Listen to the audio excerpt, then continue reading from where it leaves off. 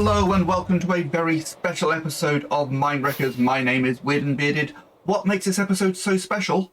Most of the audio didn't record on my end. As you can hear, the game audio is absolutely fine, but my end didn't record. So I'm going to be doing all of this in one take as I'm watching the edit. And the plan for today's episode is to build a rocket factory, because I am now out of rockets and I keep having to do it manually. So here I am, I've got all of my shulker boxes set up. You can see there is a lot, that's because there are two farms to build. We're going to be building a sugarcane farm as well as a creeper farm. I know it seems like a lot to do in one day because that's really all the time I had to record this. But let's just see what happens. What didn't help was that was genuinely my last rocket, and I'd left a load of shulker boxes back at base, so it took a while to go back and forth and get them. But here we are. This is starting off with the sugarcane farm.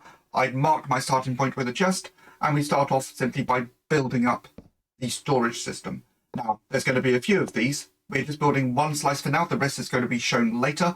There are 29 slices in total. This is a big farm because why shouldn't it be a big farm? I like big farms. So here I've got the storage all built up. We're going to have a hopper line running right to the end, so any excess sugarcane can all get disposed of. And then we're going to start building the actual platform. So we go out, I think it was 2 blocks, yep, and then a block of redstone, then 12 blocks and another block of redstone. We repeat that a few times until we get to the end where there's, I think, 5 blocks to spare. So we're going to build up that platform, and then it's time to place down rails. So most of the rails, you can see, are already placed. We're just getting in those last few. So these are going back and forth, rails on either side of each redstone block, because we're going to be using minecarts with hoppers to pick everything up. So then, once I get to the end, we're going to get these last few rails in. One of them, a little awkward to place. This one, for some reason, went off to the side. So we can fix that easily simply by replacing the powered rail and realigning it. And then we take the minecart with the hopper and pop it on to the final piece of rail at the end. So this is, as I said, just one strip, but we're going to have that minecart going all the way back and forth collecting everything. Then we need to add in some redstone to actually activate this. So redstone dust on top of the block next to the minecart so we can activate that rail. Then we go up a couple of blocks, one of them just temporarily so we can place that slab. So we have 2 bits of redstone going up. We have a repeater on 4 ticks. That is good, 4 ticks, I remembered that correctly. And that goes into a block. Oh, I appear to have this clip twice. You know what? I'm not going to change this in the edit. I'm just going to leave it as it is. So we go up, we place in that slab. I'm guessing I couldn't quite remember if it was 4 ticks or not, so I checked. So then that goes into a block right there, and it's being activated by an observer, which has to be placed kind of awkwardly, so me placing it now is actually the wrong way round. So I had to go back in, I had to turn it round, which you can see me doing soon, I think. Did I do it in the clip? I honestly cannot remember.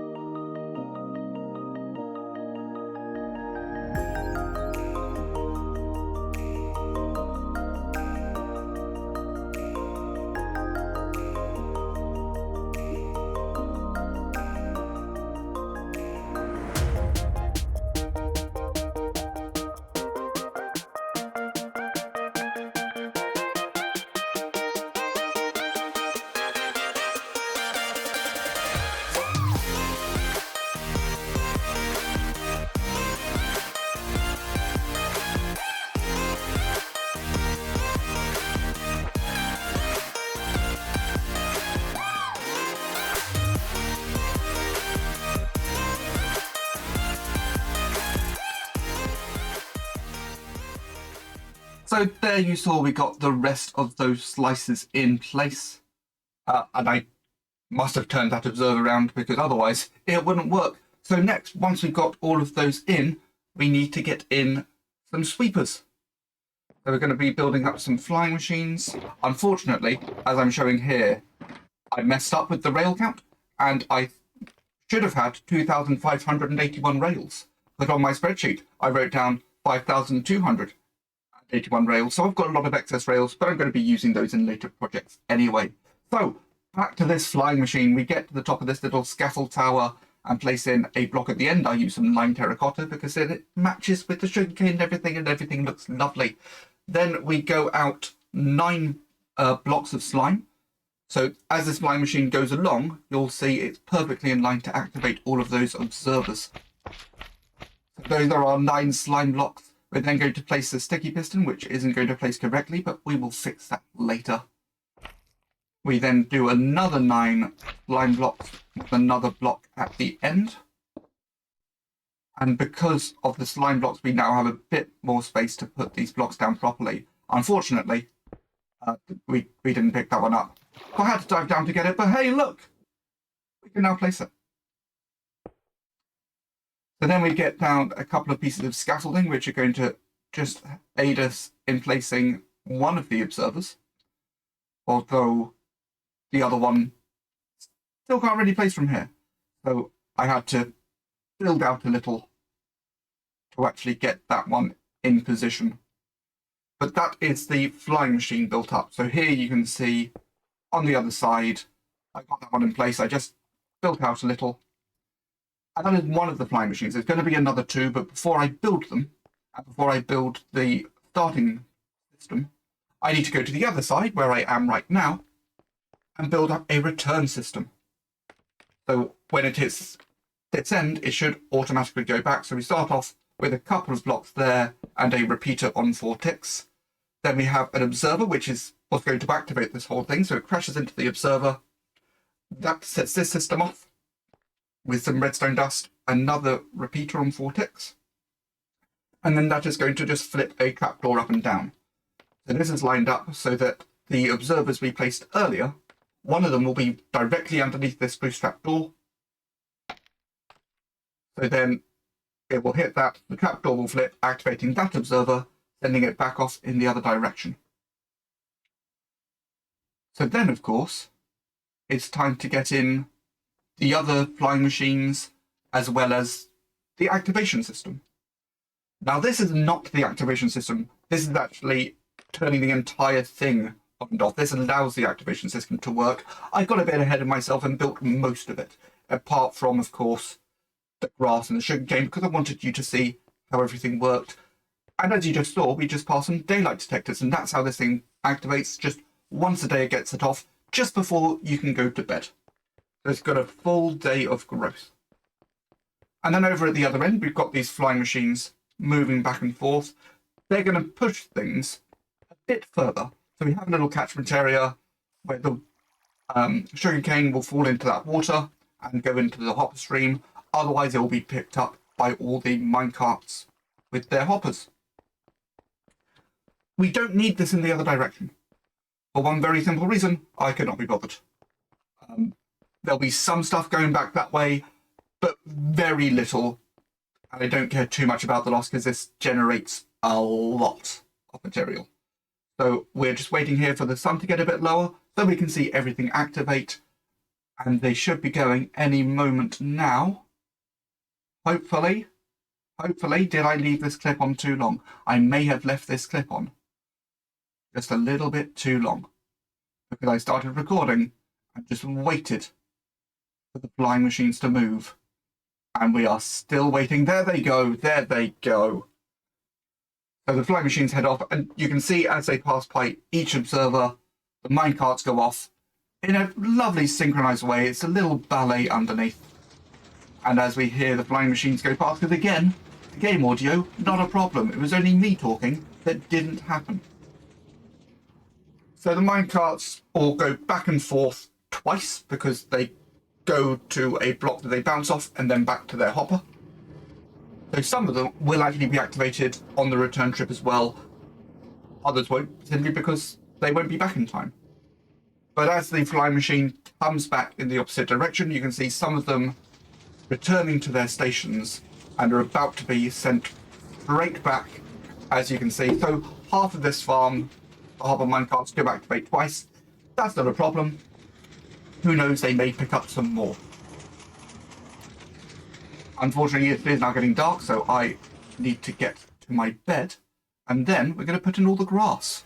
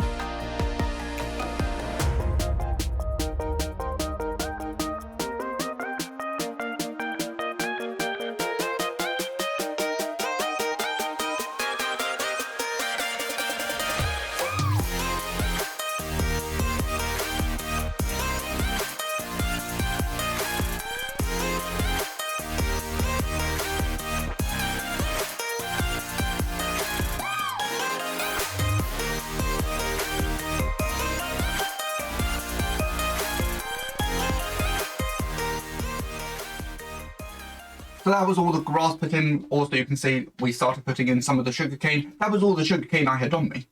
But that's not a problem because we're going to have the farm running.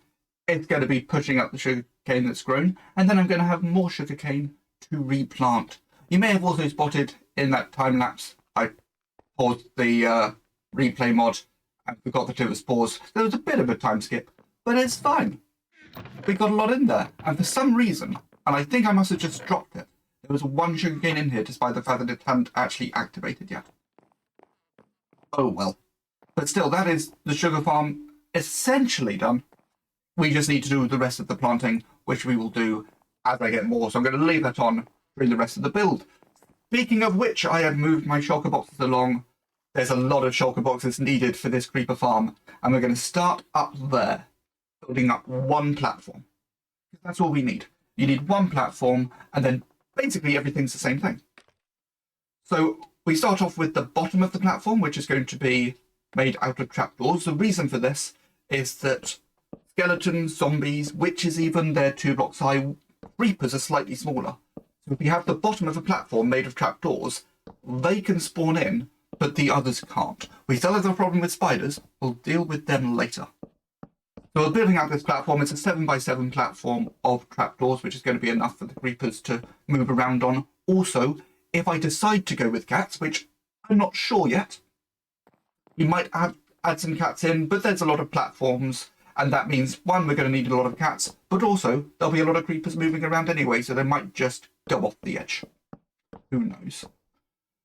But we're keeping these platforms relatively small, so that if we do introduce cats, we can put them in the middle and they'll scare creepers no matter where they are on the platform.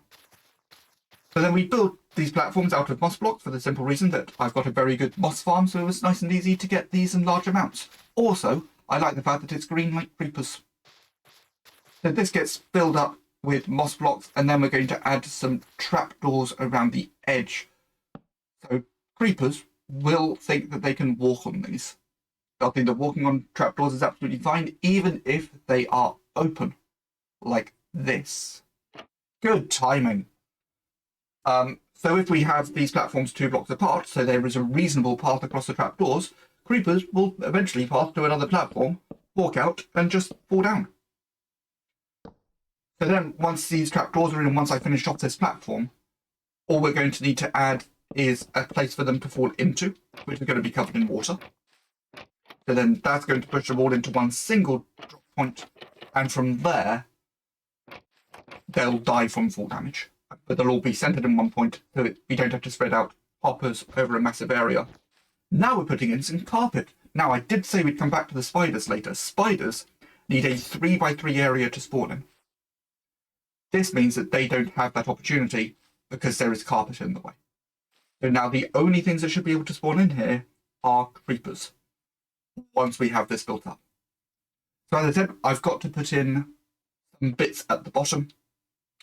The catchment area, I've got to put in the rest of the platforms. And let me tell you, there are so many platforms. There's a few hundred platforms involved in this. And also just adding a nice shell around the outside, because of course we need everything to be dark so that the creepers can spawn in. So here's one last time lapse, and then it's back to previous me.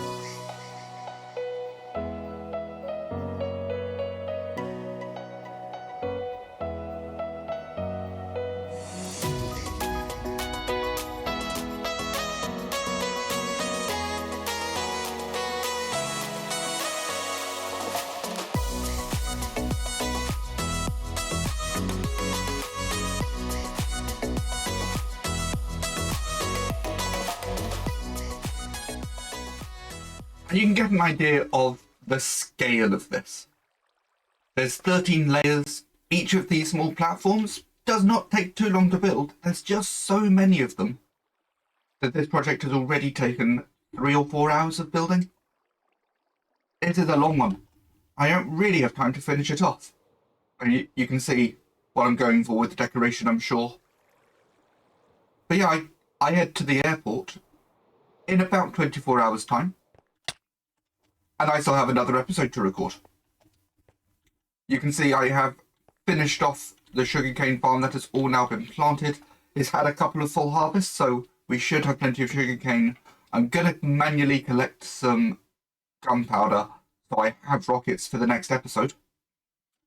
And I think when I get back from holiday, we're going to have an episode of finishing off some of these projects, because there's this one, we've got some other things that I need to get finished off, some stuff for a future episode that's going to come out while I'm away. But in the meantime, that is all I have time for. I've got to get on with things. I've got to get tidied up. I've got to get ready for the next episode. So, if you liked the episode, please leave a like, subscribe if you haven't already. My name is Weird and Bearded, and I will see you all next time.